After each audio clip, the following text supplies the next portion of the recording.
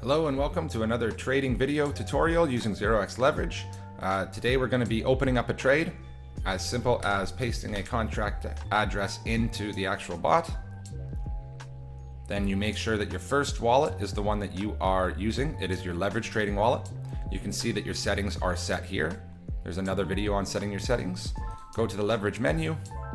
We can click 5x or $5 at 10x. You can see that we have an initial amount of 5 with a total position size of 50, and our liquidation price is here, where our entry price is here. So once you're happy with those things, it is as simple as clicking open trade.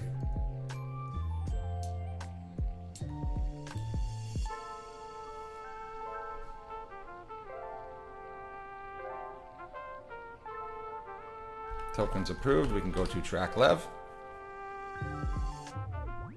And there you go. You see you have your position, and now you have your options. If you want to add or edit a stop loss or a take profit, or if you want to close the trade, you can do all of these things within this track lev menu.